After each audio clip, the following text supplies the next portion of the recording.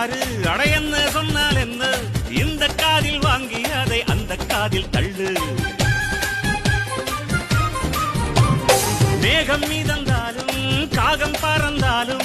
ஆகாயம்தான் அழுக்காக ஆகாதுன்னு சொல்லு பூ பந்தை யாரும் நீரில் பொத்தித்தான் வச்சாலும் வந்து வரும் தண்ணி